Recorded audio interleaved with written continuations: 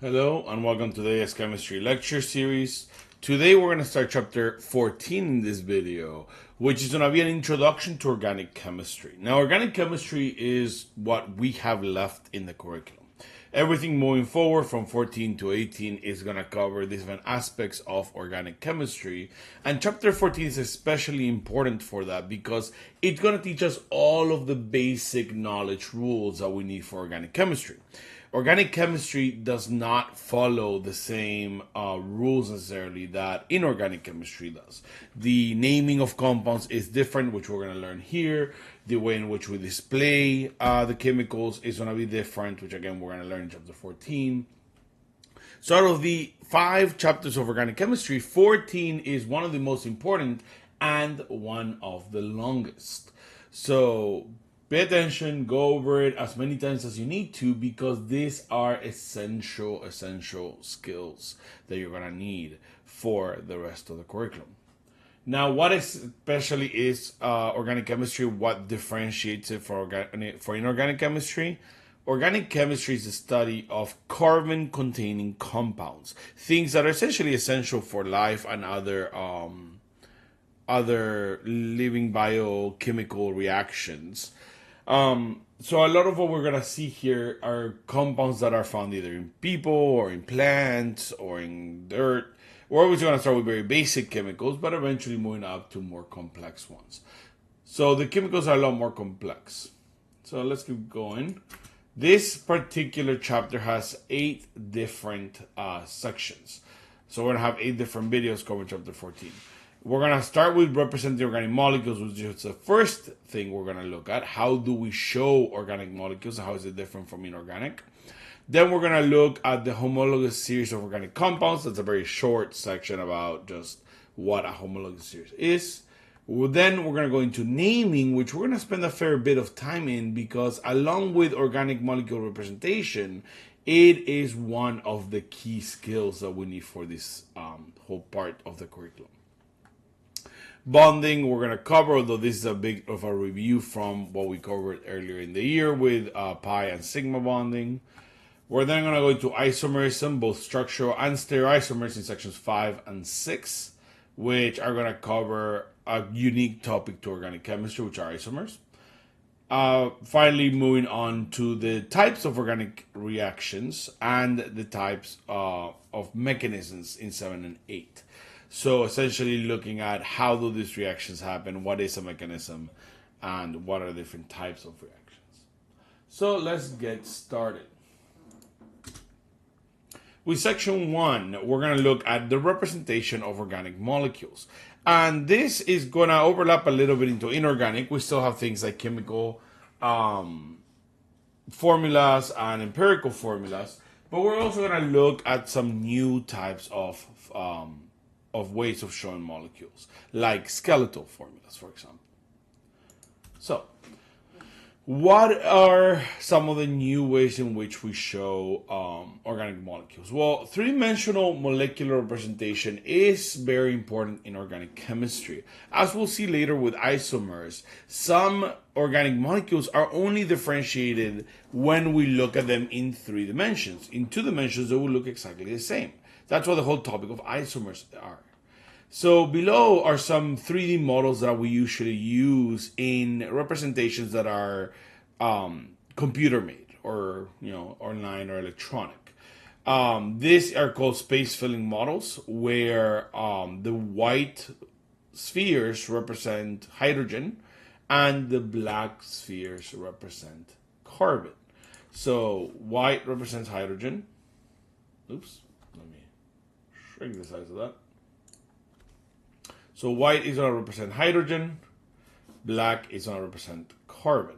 So with these 3-dimensional space-filling models, especially for hydrocarbons, we're going to see a lot of these black spheres representing the carbon atoms and the white spheres representing the hydrogen atoms. Hydrocarbons is a unique word that we use in organic chemistry that symbolizes the most basic, the most simple type of organic compound. They're compounds made of just 2 elements, carbon and hydrogen. So while these models might all seem black and white, in reality it's just because Black and white are the two colors that we use for carbon and hydrogen, and these are all hydrocarbons. So you probably heard this word before, either in biology or in some other classes, but the term hydrocarbon just simply means hydrogen and carbon. So methane is an example of a hydrocarbon, ethane, same thing, which is you to have two carbons bonded, benzene, same thing. So what exactly are space-filling models? They simply represent a bond by smashing two spheres together. I'm showing this overlap here. So when we have a black sphere surrounded or attached to, overlapping with, four different white spheres, all that is a carbon bonded to four different hydrogens. Now the space-filling model, instead of using sticks for the bonds, is going to use just overlapping. So this is what a different three-dimensional hand-drawn model would look like for methane. For ethane, we will just have the carbon, for ethene, so it's double bonded to a carbon with two hydrogens attached to it. So notice that there's no actual difference in a space-filling model between a double bond, like we have here, and a single bond, like the one between carbon and hydrogens. They're all just represented by overlap. So that's one of the kind of shortfalls of the space-filling model, is that there is no distinction between a single bond and a double bond. And let me erase this. This came out doubled here. So there's no difference between a single bond and a double bond in a space-filling model. Now, you're not going to have to draw space-filling models. These are purely computer-generated, but you do need to know how to read them. Now, ball and stick model, on the other hand, does show differences between a double bond and a single bond. And stick and ball models, or ball and stick models, are what you would normally be used to seeing as a three-dimensional computer-generated drawing, where you have spheres representing the different atoms, and again, the colors are still the same. The white still represents hydrogen, the black still represents carbon, and then single bonds are represented by a single stick, whereas double bonds are represented by two sticks, triple bonds by three. So these are the two common types of computer-generated three-dimensional models. So what colors are commonly used? Both, and this goes both for computer-generated and hand-drawn models.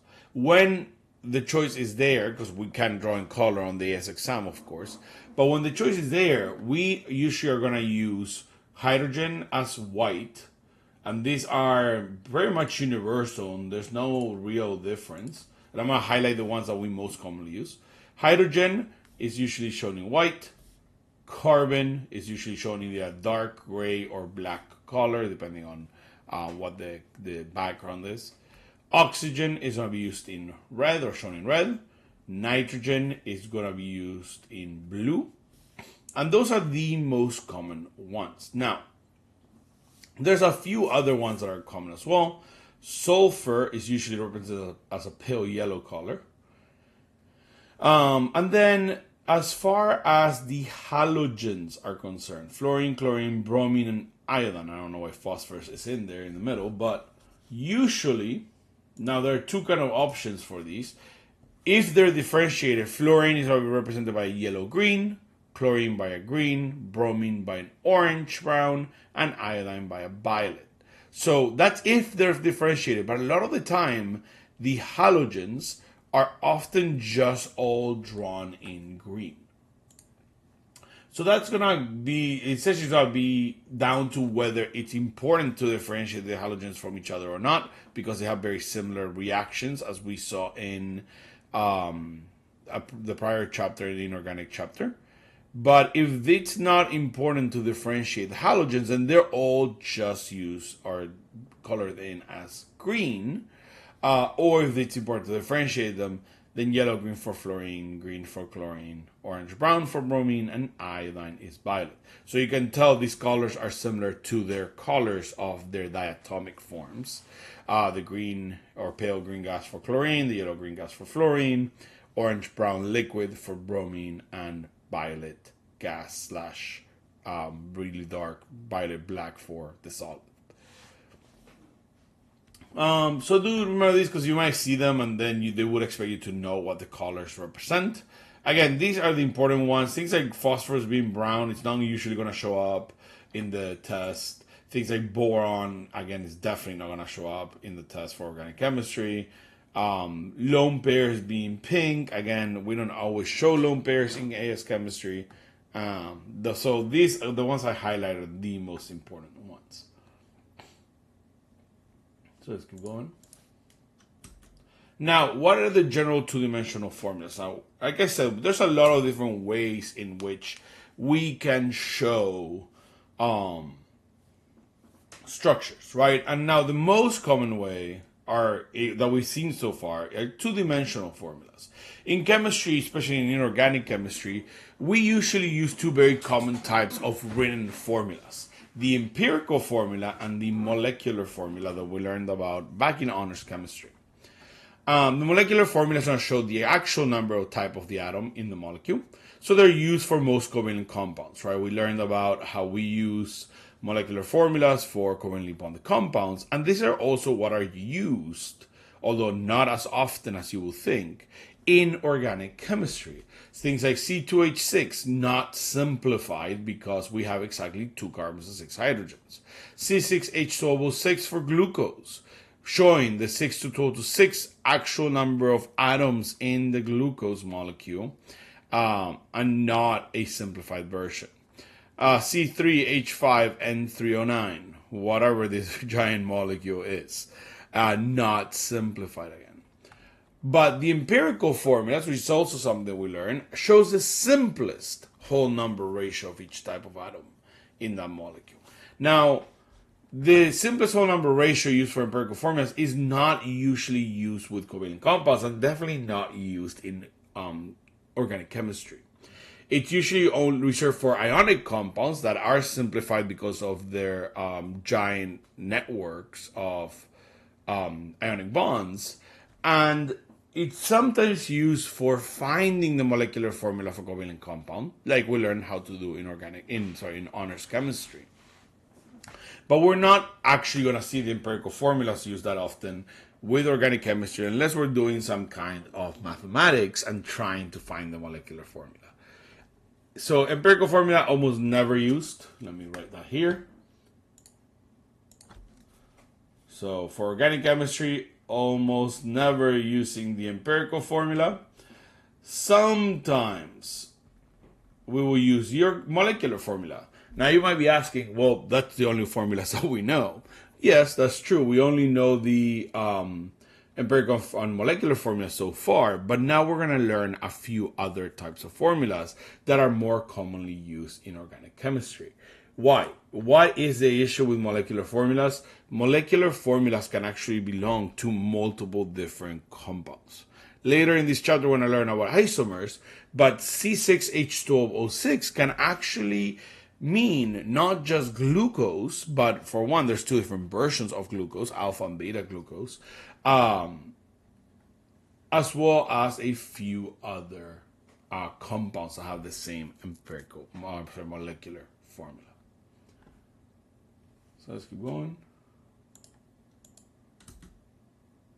So organic molecular representation is more complicated, like we said, because and the molecular formula can belong to multiple different compounds. So how do we differentiate them?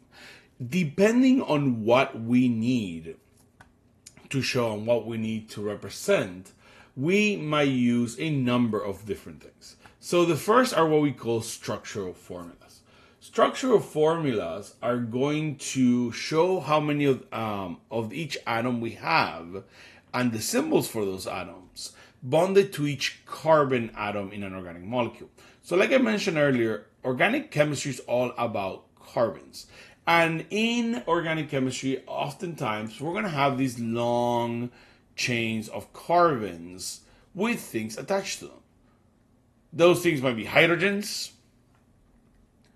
or we might have like a chlorine somewhere, or a nitrogen with 2 hydrogens, or we might have a hydroxide, OH group, hydroxyl, OH group bonded to it. So we are going to have a bunch of different carbons that bond to a bunch of different things. The reason is that carbon, being the star of the show here, can bond to 4 different atoms. Carbon is a very versatile molecule because, as we learned earlier in honors chemistry, carbon can have up to 4 bonds. And by having up to 4 bonds, you can make some very complex molecules with carbon that branch out and have different carbon chains. That's what gives organic molecules such a wide,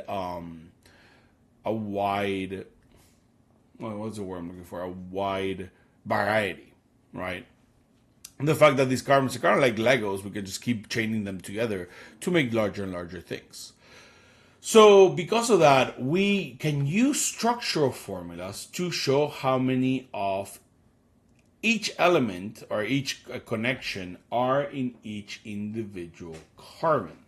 So we're going to look at this more specifically in a couple slides, but this is what a structural formula kind of looks like. They can be written horizontally in a line, so they're great for things like writing and typing. And they are going to show each carbon with what they're bonded to. So for example, here in this particular formula, we see we have a carbon that has 2 hydrogens bonded to it, to this carbon. And then that carbon has a double bond to another carbon. And then that carbon itself can be shown as having a double bond to the prior carbon and 1 other carbon bonded to it. So actually, for the sake of consistency, let me underline the carbon. Oops.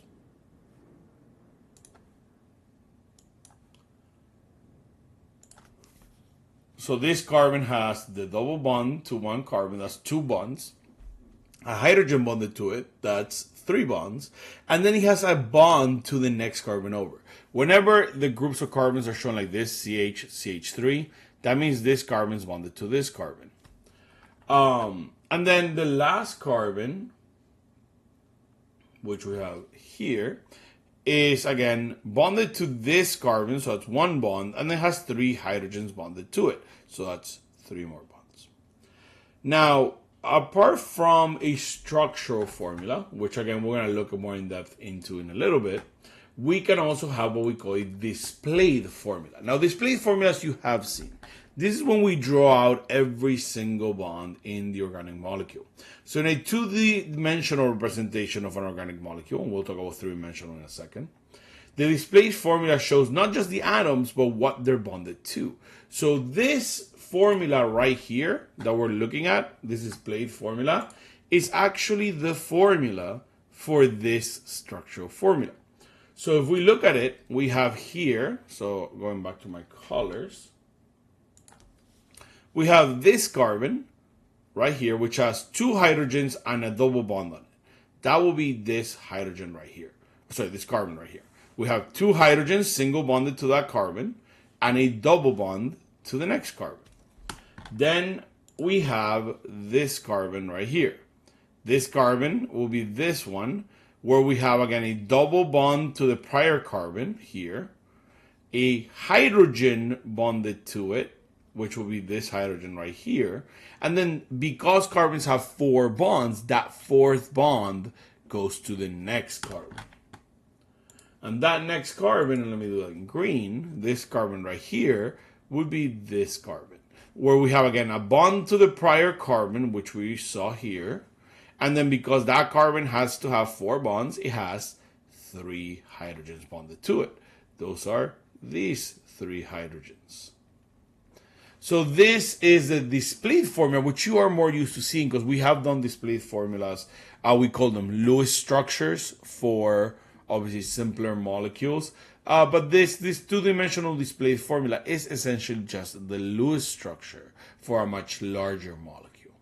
So that's how this structural formula translates to this displayed 2-dimensional formula. Now, sometimes with molecules, with organic molecules, even 2-dimensional formulas are not enough. There's a specific subsection of isomers of organic molecules, and again, we'll get into this later in this chapter, that are only gonna be discernible from each other, that only look any different if they are drawn in a three-dimensional structure. So that's where the three-dimensional display formula comes in. A three-dimensional display formula is just that. It's a three-dimensional version of this display formula. It is a representation of an organic molecule that actually shows the bonds in three dimensions, the wedges and the dashes. So what exactly is a displayed formula or three-dimensional display formula going to use? Well, if we have a line that is going to be on the plane. So what does that mean? A line in a three-dimensional drawing, a line represents obviously a bond, but in a three-dimensional drawing, that means it's a bond that's on the plane. The plane being the paper. So this right here, this carbon, single bond, that's a flat bond. It's on the paper. It's on the screen. So you can imagine this bond as not coming out towards you, not going back behind the board, but just being on the screen. If we use a dash, and dashes can look a few different ways. They can look like this. They can look like this. So that depends on the person that's drawing them. This means that it's going back behind or going away from you.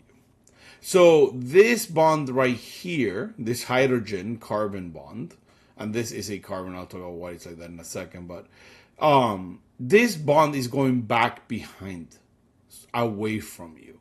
So it is going up and out, up and behind the screen that you're looking at right now. So that's what the dashes are going to be. And then finally, a wedge, and these are more standard, it's just a shaded in or a thick line. A wedge is going to be coming out.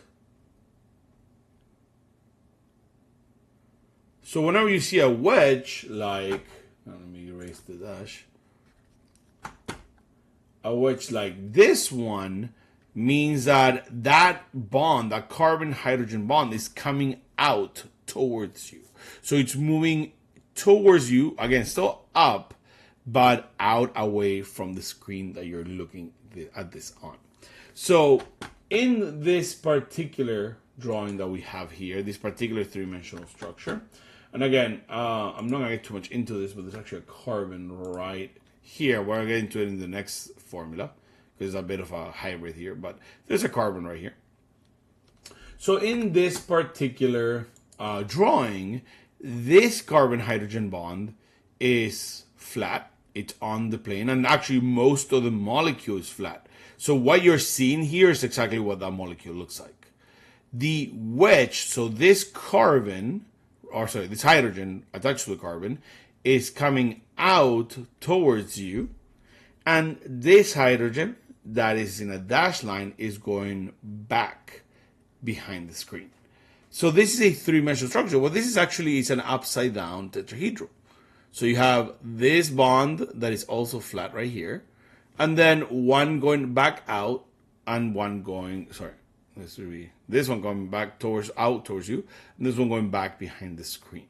So this is a three-dimensional drawing. For some of you, and this is where kind of organic chemistry is easier for some people than others, for some of you, I just explained that, and you're like, oh yeah, I can see that. That's very easy. And then some of you are probably looking at this video, rewinding 20 times, and going like, I don't get it. So it's going to be hard. The best way to do this, which we will do in class if you're in my class, we're going to do some three-dimensional modeling with an organic chemistry kit. That's going to help you visualize these structures. So that's the three-dimensional displayed formula. So the only difference between the two-dimensional displayed and three-dimensional displayed is that whereas the two-dimensional display does not show shape, it shows everything as being flat, the three-dimensional displayed does show shape. So talking about shapes, I mean, just to visualize, these two carbons here and here are trigonoplanar.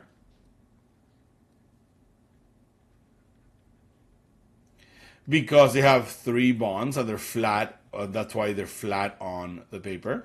And then this one is tetrahedral. So this is a tetrahedral carbon, and that's why you have this tripod shape. So kind of imagine a tripod upside down. You have the three legs here, and then the neck here. That's what this shape is.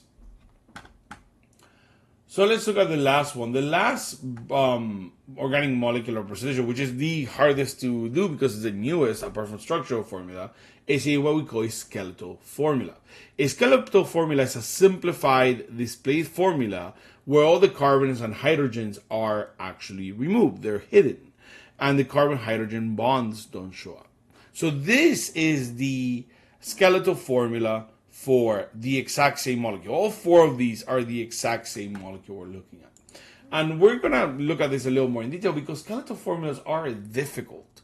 So what makes them difficult is that they are based on the fact that carbon can have or has 4 bonds. So carbon always has 4 bonds, right? So what a skeletal formula is that every corner or every end of a line is a carbon. So there's a carbon here, there's a carbon here, and there's a carbon here. And we have to remember that carbons have 4 bonds. So any bond that's not shown, and that's what these sticks are, they're bonds. Any bond that's not shown is a hydrogen, a bond to a hydrogen. So, for example, this carbon right here at the end, and I'm going to erase the circles so we can look at them. So this carbon here is this carbon right here. And because we have 2 bonds in that carbon that are shown, and those will be the bonds for this double bond that we're seeing here, then that means that there are 2 bonds missing. Because we have 2 bonds shown, there are 2 bonds missing. Both of those are bonds to hydrogen. And that's why this carbon has 2 bonds to hydrogen, double bond. 2 bonds to hydrogen which are not shown, double bond. Because in a skeletal structure, we don't show carbon-hydrogen bonds.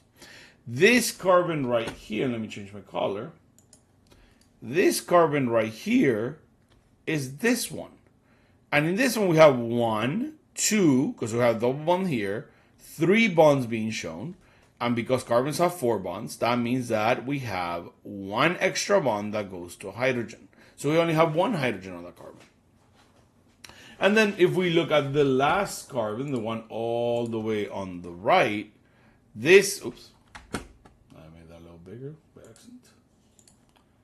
So this last carbon here has 1 bond that we're showing. That means because it only has 1 bond that's showing, and again, we know this is a carbon because at the end of a line, or the end of a bond, and the corners and the ends are carbons, this carbon right here has to have 4 bonds. So if we only show 1, that means he has 1, 2, 3 bonds to hydrogens. Any other bond that's not to hydrogen would be shown. So that's what this molecule is. This molecule, you have the carbon with 3 hydrogens, carbon with 3 hydrogens, carbon with the 1 hydrogen and the double bond, carbon with the 1 hydrogen and the double bond, and the carbon with the 2 hydrogens and the double bond, which is here at the end. But again, when we look at the actual molecule or the actual skeletal formula, those hydrogens are not shown. We assume they're there. And this just comes from the fact that, again, organic molecules are mostly carbon-carbon bonds, which we show with these sticks, and carbon-hydrogen bonds, which are not shown because we're assuming anything that isn't shown is a carbon-hydrogen bond. So let's go more in detail. So let's talk about the display formula first. The display formulas are the go-to way of drawing simple organic compounds. Not too big, not too small. Organic compounds are more linear, simpler to visualize, and essentially simpler to display. To draw a display formula, we need to be clear on a few basic rules of organic chemistry. And these are basic rules of chemistry in general, but they apply specifically to organic very much. Carbons can only have 4 bonds. That's always. In organic chemistry, any carbon that has 3 bonds would have a plus charge on it. So any carbon that is neutral is always going to have 3 bonds like we see here. A carbon with, 4 bonds. A carbon with 3 bonds would be what we call a carbocation and will have a positive charge. So carbon with 4 bonds, neutral. Carbon with 3 bonds has, and let me do a better job of drawing here. Carbon with 3 bonds will have a positive charge. So if it's neutral, then the carbon has to have 4 bonds.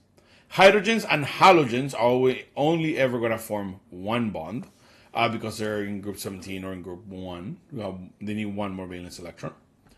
Oxygen and group 16 elements form 2 bonds, and we should add on there that also means they have 2 lone pairs. So we're going to make a little chart in a second where I'm going to show you all the different versions of this. But again, if it doesn't have 2 bonds and it's a group 16 element like oxygen or sulfur, then it's going to have a charge. And then nitrogen and group 15 elements form 3 bonds. And if they have more or less, then they will not be neutral. So these all apply to neutral compounds. So let's draw a little chart here. So we'll do a neutral sign and a charged side. And some of these charges are going to be positive, some of them will be negative. And now hydrogen and the halogens are not going to be on this chart because they're never going to have a charge necessarily. Unless they're an ion, right? Like we can have H plus, we can have Cl minus, but those are ions. They're not really specific to organic chemistry. So let's start with the one we already did. So carbon again. Carbon has 4 bonds. 1, 2, 3, 4. If it's neutral. When carbon has 3 bonds, which is the most common version of a charged carbon we want to see, then that carbon will have a +1 charge because it is electron deficient. That carbon should have 8 electrons, but it doesn't, so it is going to be electron deficient. Now, when it comes to group 16, so we're talking here really oxygen and sulfur here. Mostly oxygen, sometimes sulfur. When we have a group 16 element like oxygen and sulfur, it's going to have 2 bonds. Now, remember what we talked about earlier in the year. Even though it has 2 bonds, it also has, and I drew this bonds a little too high, it also has 2 lone pairs, but they're not necessarily going to be shown. So when we have these sulfurs with 2 bonds on them, always remember that in reality, or these oxygens or the sulfurs with 2 bonds, in reality, it also has 2 lone pairs. Now, the alternative version of this is that when we have a oxygen or sulfur with 1 bond, and this is usually the one we're going to see, then that oxygen or sulfur also has an extra lone pair. 1, 2, 3, 4, 5, 6. So it has 6 lone pair electrons, or 6 lone electrons, or 3 lone pairs. When it has that extra lone pair, these ions are going to be negative in charge. So an important thing to think about as we move throughout this whole unit, or this whole chapter, is that whenever we see an oxygen or sulfur that doesn't have 2 bonds, that it only has 1 bond, because they have an extra lone pair, they're often going to have this negative charge on them. Why did the carbon have a positive charge when it was missing an electron? Because unlike oxygen and sulfur, when carbon only has 3 bonds, it does not usually have a lone pair of electrons. Because carbon is not very electronegative and it doesn't like taking electrons. So that's why this was positive, because there is no lone pair, it's just a positive charge with 3 bonds. Whereas these are negative because even though we are missing a bond, we have an extra lone pair. And then finally, group 15 elements, so things like nitrogen. So group 15, which is most of the time nitrogen, sometimes phosphorus. So I'm going to underline here the common ones are nitrogen and oxygen.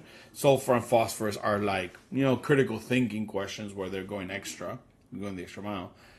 Nitrogen is going to have, a group 15 elements are going to have 3 bonds when they're neutral. And again, it's not always shown, but a lone pair of electrons. Remember, lone pairs are not always shown. So we have to remember that those lone pairs are there because a lot of the time the AICE exam is not going to show the lone pairs of electrons. So we'll put them here as lone pairs, put 2 dots, not always shown. And then when we see nitrogen as charged, most of the time what we'll see is a nitrogen atom where instead of that lone pair now has a bond, so it has 4 bonds. In that scenario, that nitrogen atom is positively charged. And that's because in going from having a lone pair all to itself to sharing a pair of electrons with something else in a bond. And so most of the time that's going to be a positively, and again, let me make a better effort here at drawing this. We're going to have a positively charged nitrogen here. And this is also going to be the case for phosphorus, but again, the phosphorus is a lot more rare to see. So these are the usual suspects when it comes to neutral and how many bonds they should have versus when they're charged. And this is we're gonna see this in our AS chemistry. We're gonna see it again in A-level chemistry. It's something that you should just commit to memory because it will make some of the learning easier. Right, so going back to the chart. So for displayed formulas, we need to remember those things. The shape and structure and the lone pairs of electrons may not always appear or be shown in a displayed formula depending on the context of the drawing. So depending on the question that the AS exam is asking you, you may or may not see lone pairs of electrons as well as the shape. So for example, in this displayed formula, we don't see shape and we don't see lone pairs. This chlorine, for example, should have 3 lone pairs of electrons because otherwise it only has 2 electrons, which breaks, or valence electrons, should I say, which breaks the octet rule. So in reality, even though they draw it with just a chlorine with a stick, we know, because we are chemists and we study chemistry, that chlorine actually has 4 pairs of electrons in total, 8 valence electrons, or essentially needs 3 lone pairs. Carbons all have 4 bonds. So notice 2, 4, 6, 8, 2, 4, 6, 8, 2, 4, 6, 8, because carbon never breaks the octet rule. Not when it's neutral. None of these are charged. Hydrogen only has 2 lone pairs of electrons, because again, octet rule for hydrogen makes it isoelectronic to helium. So hydrogen only needs 2 electrons. So it's never going to have more than 1 bond. Then we get to this nitrogen, and again, we have 2, 4, 6 electrons, which again, nitrogen is supposed to have 3 bonds, so that's why it's neutral. But we need to realize that there is a lone pair of electrons here in this display formula. It's not shown because of the AS exam, but it is there. And then same thing with the shapes. So here, this carbon has 4 bonds, which makes this carbon tetrahedral. But, and I'm going to draw here, tetrahedral. But it's drawn as a cross here, as just 90-degree angles. This tetrahedral structure is not shown necessarily in the displayed formula, but it might be if we want to draw a 2-dimensional display formula, we could draw the tetrahedral essentially a cross, which is the closest we can get to a tetrahedral structure in 2 dimensions.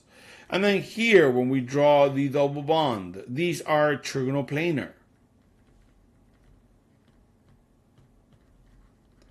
So we could draw it as a bit of a 3-prong approach, a triangle approach here. So due to this, you may see carbons in carbon chains that are drawn just horizontally, and some which are drawn in this kind of zig-zag pattern, which represents their tetrahedral nature, but in a 2-dimensional drawing. So both of these are correct structures. With display formulas, we're not so much focusing on the shape, we're focusing on what is bonded to those carbons, what is bonded to the nitrogen. And then keeping in mind, again, that chlorine has 3 lone pairs, that nitrogen has 3 lone pairs, or 1 lone pair, because of the number of bonds they need to form. Let's move on. So let's talk about structural formulas. Now, structural formulas are going to be the bane of your existence for the rest of this year because they're sincerely the hardest to visualize if organic chemistry and visualization is tough for you. To write a structural formula, we must deconstruct the structure of the organic compound into carbon units or sectors. So first we draw the two-dimensional structure, the displayed formula. Or if you're really good at this and you got into that point, you visualize it in your head.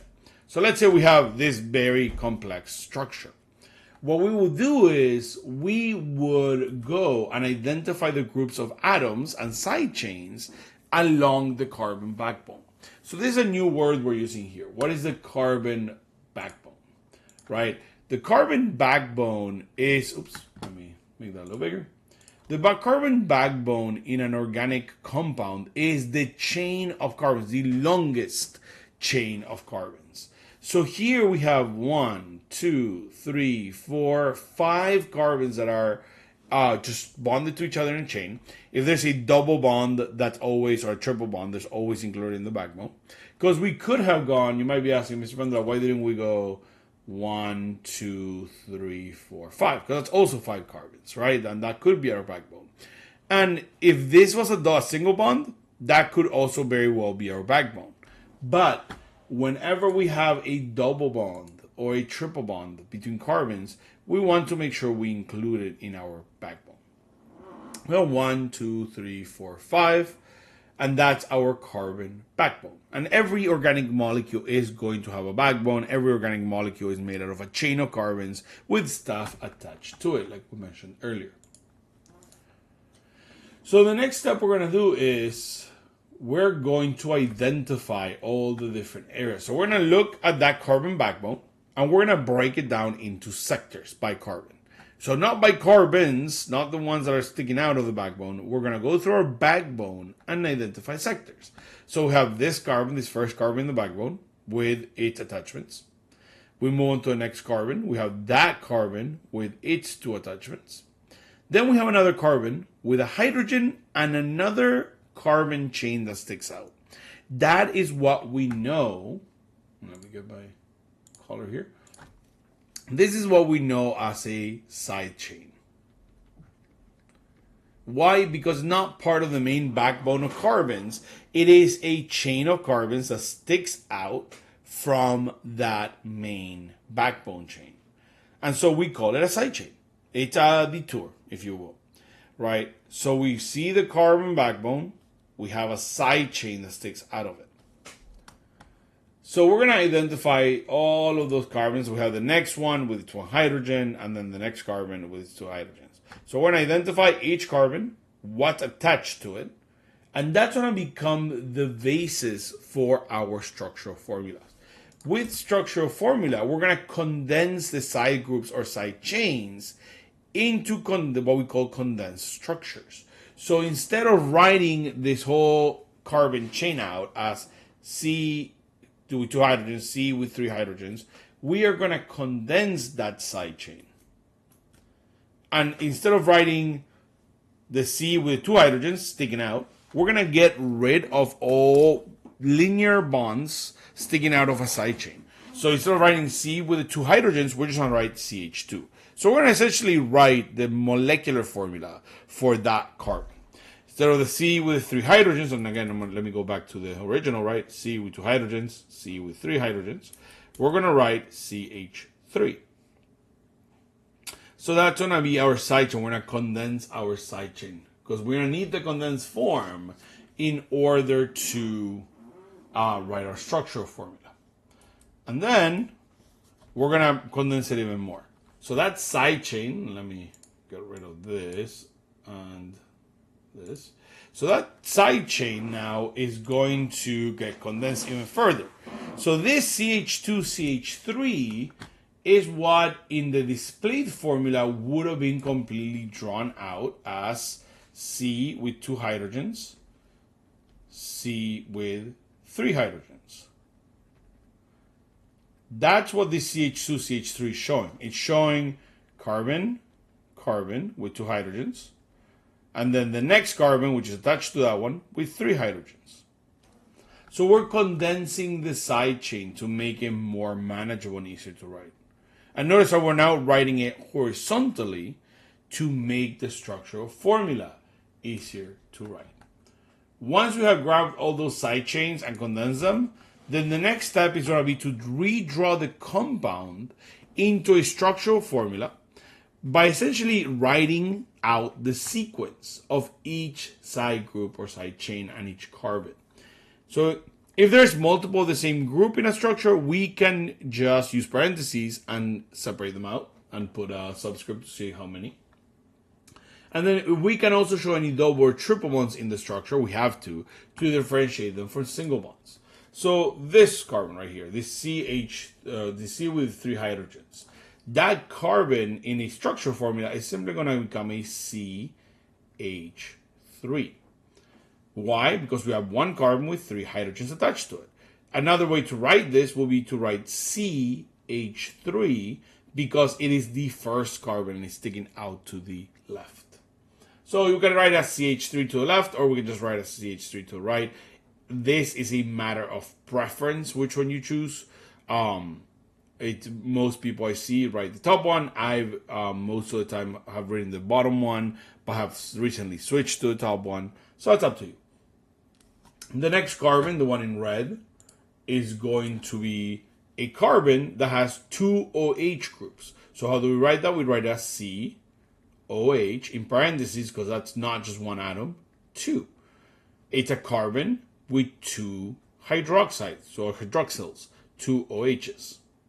This carbon in the green, and I'm writing the bottom so I have more space, is just going to be a C carbon with a hydrogen and then a CH2CH3 group. Now we don't want to write CH2CH3 because then that looks like the CH2CH3 is part of the chain. So what do? To write a side chain, we simply put it in parentheses, CH2CH3. So what this is telling us is that we have a carbon with a hydrogen, and then because this is in parentheses, this is known to be a side chain because we have put it in parentheses. So it's not part of our main chain of carbons, it's a side chain that sticks out of it in parentheses as CH2CH3. Then we have our blue carbon here, which just has 1 hydrogen, but that carbon is attached to the next one with a double bond. So we need to show that. So when we draw this hydrogen, we're going to do, this carbon, we're going to do CH because it has a hydrogen attached to it, and then double bond. This does not mean the double bonds on the hydrogen. It just means that this carbon and the next carbon are attached by a double bond. And then finally, the last one, here in this pinkish color, is a carbon with 2 hydrogens. So again, it's going to be a carbon with 2 hydrogens, so CH2, and that is attached to the prior one with a double bond. So those double bonds are going to connect to each other, and we're going to show them all in the same sequence. So what does the final structural formula look like? CH3, showing our first carbon with the 3 hydrogens. COH2 in parentheses to show us that there are 2 OHs. So these side chains are usually written as, or these more complex groups are usually written with parentheses, especially when there's 2 of them. So notice, these carbons are just next to each other. That just means they're bonded to each other with a single bond. So carbon with the hydrogens, carbon with the OHs.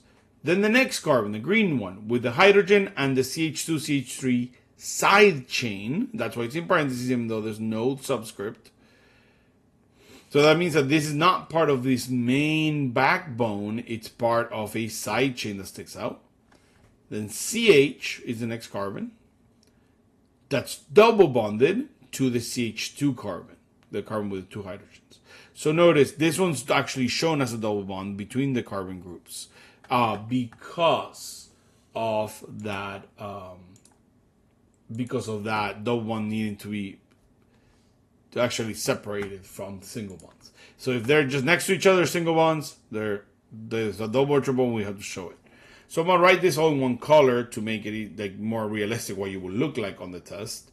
And I'm going to flip this to use the other version of this. So we CH3, COH2, CH, CH2, CH3, CH, double bond CH2.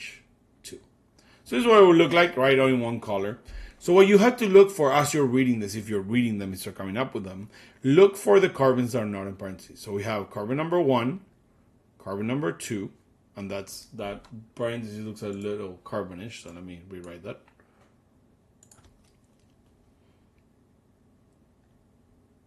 So we have carbon number 1, carbon number 2, carbon number 3. This one's in parentheses, so this is a side chain, not a carbon in the main chain. Carbon number 4 and carbon number 5. So that's 1, 2, 3, 4, 5. And that's what structural formulas are. They're complicated to get a handle on because it requires a lot of visualization. Visualization is not something that you can easily just learn or come up with. It is something that it comes naturally to people. So either your brain is really good at visualizing, in which case organic chemistry becomes a little easier for you, and that's great. Or organic chemistry is a little harder for you if your brain struggles with visualization, if you have a really hard time picturing things in your head. Doesn't mean that you cannot do chemistry or organic chemistry. It means you're going to have a harder time getting used to it and learning it. And that you could definitely use the help of a three-dimensional model like the ones we'll use in class. All right. So let's keep moving forward. So three-dimensional displayed formulas, and we talked a bit about this, so I'm not going to go too much into this because we need to talk about skeletal formulas.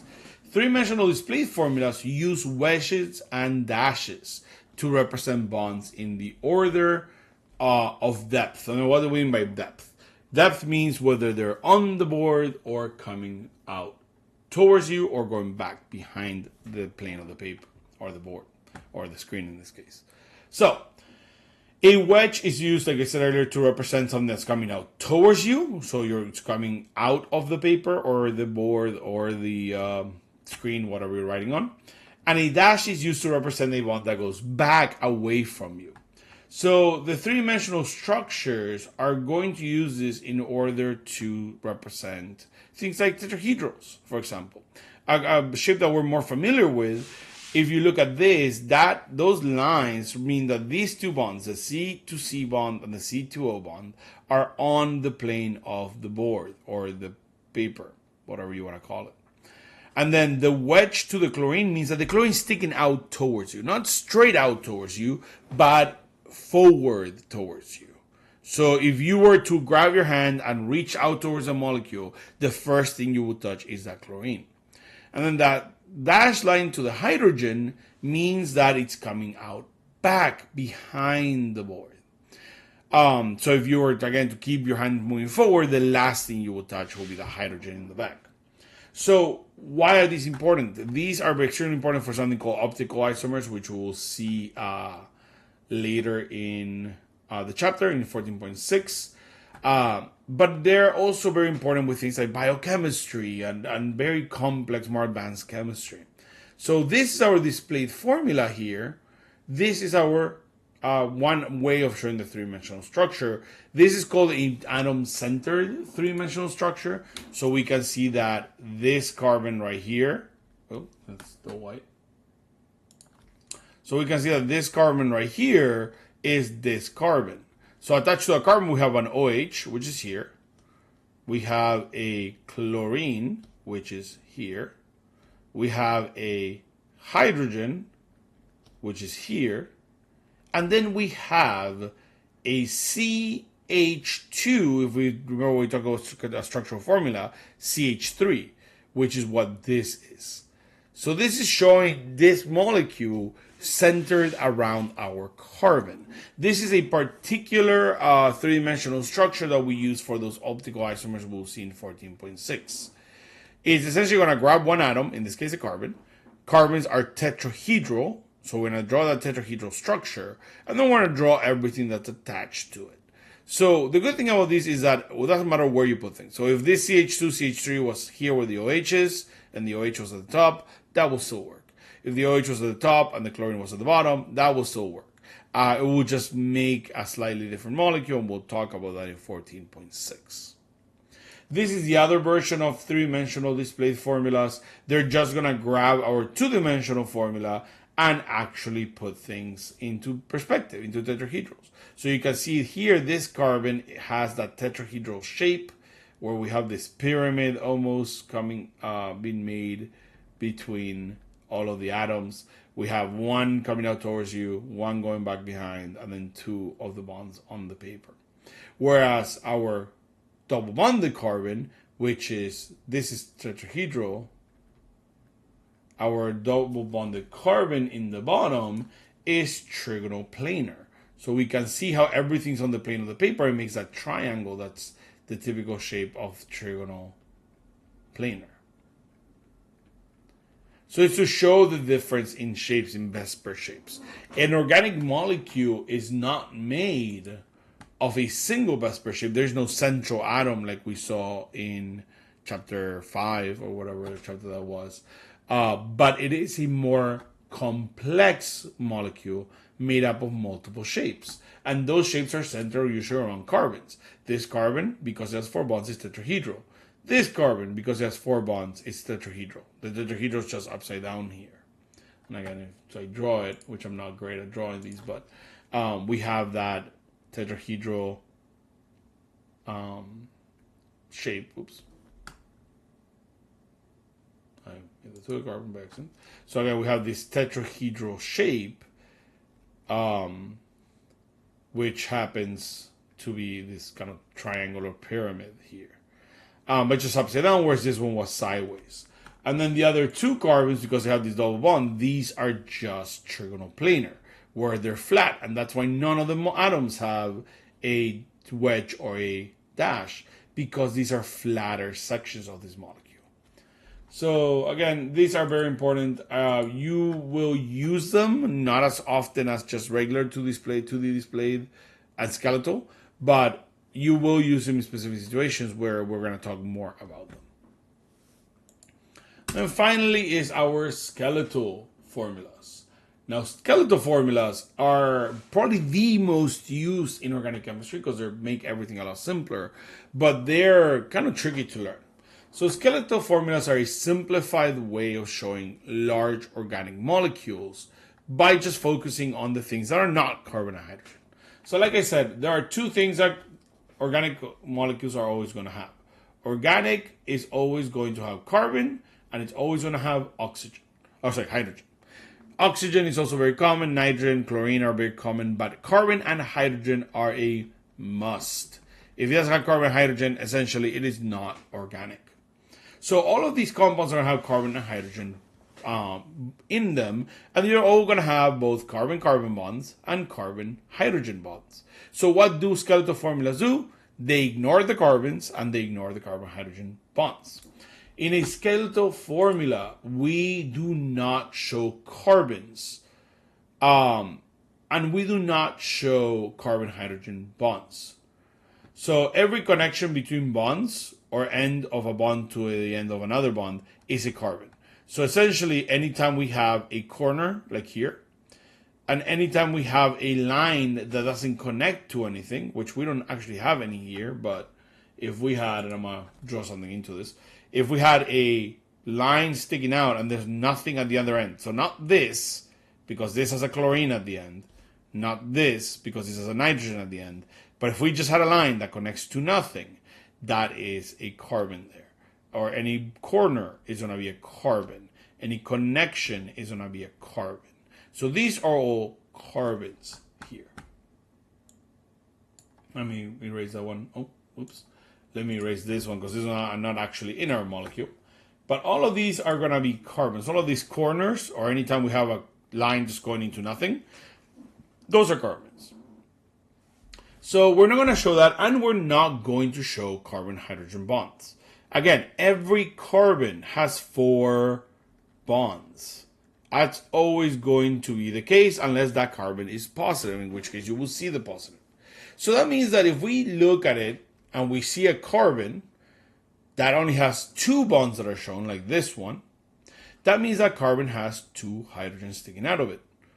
4 minus 2 bonds that are shown means 2 bonds are missing. Those are always 2 hydrogen. This carbon, again, 1, 2 bonds, so that means 2 hydrogens sticking out of it because it needs 4 in total. This carbon has 1, 2, 3 bonds being shown, which means it only has 1 hydrogen. Same thing with this one, 1, 2, 3 bonds shown, meaning only 1 hydrogen. You do need to be careful because look at this. These hydrogens are shown. Why? Because they're not attached to carbons. They're attached to a nitrogen. So this could be shown like this, or it could be shown as an actual more displayed formula where the hydrogens are sticking out. It's going to depend on our need for the NH2. But these two mean the exact same thing. We have nitrogen bonded to 2 hydrogens and then that to that carbon. So notice 1, 2, 3 bonds for the nitrogen, and that means that the nitrogen has a lone pair. So skeletal formulas are going to show the shape of the molecule. So all carbons with 4 bonds are shown as X's. So you might have noticed that it zigzags. Why does it zigzag? Because it's trying to mimic that tetrahedral shape by having, again, 2 bonds on the paper, which are the bonds that we see. And then those 2 hydrogens that are sticking out, one would technically be a wedge coming out towards us, and the other one would technically be a dash going back behind the plane. And that is to show that tetrahedral structure. Because we don't show the hydrogens though, again, we just see that zigzag of the bonds that are on the plane. And we do not see those hydrogens sticking out. Now, most carbons are going to have this zigzag pattern unless they have something like a double or triple bond. Because if they do have a double bond, then these are going to be trigonoplanar carbons. And that's why we see this kind of like more tight turn instead of the zigzag. We have a flatter turn. And that's because whereas in a trigonoplanar, this bond is 109.5 degrees, the carbon that's in a tetrahedral, we have 109.5 degrees. This carbon's a trigonoplanar has a 120 degree angle. So it's a much wider angle than the one in the tetrahedral carbon. So the skeletal formulas are very much based on the shapes, the Vesper shapes, the tetrahedrals and the square planars. So when we look at them, that's the meaning behind the zigzagging. Are you going to be asked about this directly on the AICE exam? No. But it is good to understand why we draw the carbons as zigzags, but when we have a double bond, we draw it flat. And that's because of the angle differences. So, let's visualize what we have here. Actually, let me just erase part of this, not everything. So let's visualize the skeletal formula that we have here. So again, remember carbons have 4 bonds. So this first carbon here, and we know it's a carbon because it's a turn, right? It's a corner, is this carbon right here. This carbon has 1 carbon bonded to it, which is this one. A chlorine bonded to it, which we show here, and we show that bond because it is not a carbon-hydrogen bond. And then the 2 hydrogens are missing. And again, because this carbon has 2 bonds, we assume it has 2 hydrogens. The next carbon is here in this corner. We have in that carbon just 2 bonds to 2 different carbons, which we show in that pattern, the zigzag pattern. 1, 2 bonds. And then we have 2 hydrogens that are not shown. Again, because this carbon has 2 bonds, we assume they have 2 hydrogens because of every carbon needs 4 bonds. This carbon has 1, 2, 3 bonds that are shown because there are 2 other carbons, and then 1 bond missing, which means he has 1 hydrogen. The next carbon over, again, double bond on one side, single bond to a nitrogen. We show those, and we show the nitrogen because it's not carbon. And then, because it's missing 1 bond, we know it has 1 hydrogen attached to it. And then finally, the nitrogen with the 2 hydrogens. We show that as NH2, so we condense it a little, but we show the nitrogen, we show the hydrogens, because the only things we hide are carbons and hydrogens bonded to carbons. These hydrogens are bonded to nitrogen, so we still show it. Now, whenever it comes to very complex molecules, so this is skeletal formula, we're going to see a lot of this. But when it comes to more complex molecules, you do not realize that you are going to see a much more varied way of showing this. You need to get used to these being combined together. So you can see here how with a large complex molecule, we might mix a three-dimensional structure with structural formulas and skeletal formulas. And that just depends on what is necessary to properly show it. So these are not always going to be by themselves. The CH3 is a thing that comes from structural formulas. The wedges and the dashes comes from three-dimensional formulas. The lines come from skeletal formulas. So they are mixed together very often. All right. So just to get a little bit of an example here, let's say we have a molecule that looks like this for the skeletal formula. So we have C, carbon, carbon, and then let's do a triple bond carbon to a hydrogen.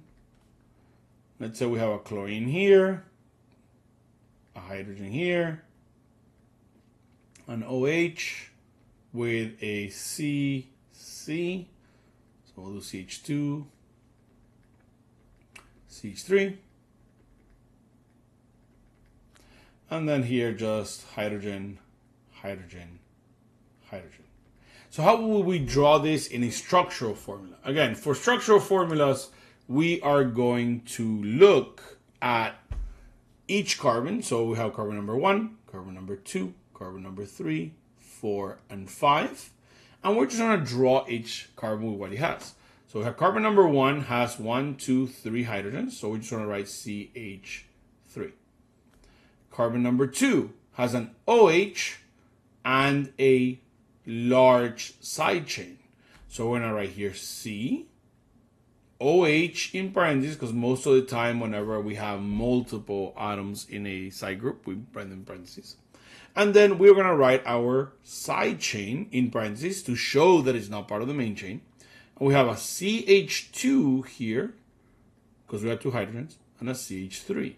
So we would just write CH2, CH3 for our side chain. So that says carbon number 1, carbon number 2 with its OH and side chain, CH2, CH3. Then we have carbon number 3 with an H and a Cl. And with those we can just write sequentially. Usually we write the hydrogens right next to the carbon, although it's not absolutely necessary, but it makes it easier to visualize. So we have carbon, we have hydrogen, and a chlorine. That's carbon number 3. And be careful with chlorine because you can easily confuse that carbon, the C in the chlorine for a carbon. Then we have carbon number 4 that has no hydrogens attached to it, nothing else attached to it other than the single bond, which we don't show to a prior carbon, and a triple bond that we have to show to the end carbon, which is a CH, a carbon with 1 hydrogen. So it's carbon number 5. And then if we wanted to draw a skeletal formula, again, we are going to look at how many carbons we have. We have 5 carbons, so we're going to start by drawing a 5 carbon chain. So we have 1, 2, 3, 4, 5. So always remember to count when you put down your pencil, because it's carbon number 1. So carbon number 1, 2, 3, 4, 5. And so, again, why is this important to count the carbons? Every corner and every end of a line is a carbon. It's very easy to count lines instead of say 1, 2, 3, 4, 5. The problem with that is that you actually just drew 1, 2, 3, 4, 5, 6 carbons. 5 lines is equal to 6 carbons. So always count when you put down your pencil in that first carbon, 1, and then 2, 3, 4, 5.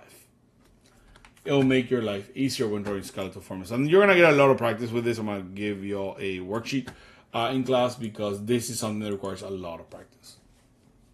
So I have carbon number 1 with 3 hydrogens. Carbon number 2 is going to have an OH. So we're going to go here with the crosses, an OH.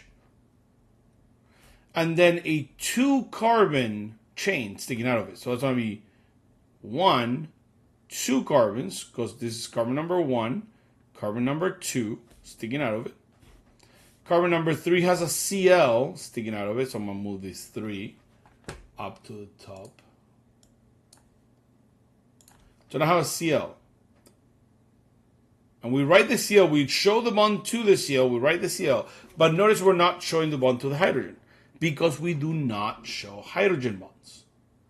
And then we have a bond to the next carbon which has nothing on it because it has a triple bond to the next carbon. When we draw a triple bond, again, we are going to draw it as a linear because what do triple bonds have? They have 180-degree angles. So I'm going to actually erase this line. Oh, no. I'm going to erase that part of the line, which I think I'm going to have to redraw my whole line. So 1, 2, 3. Oops. That came out a little crooked.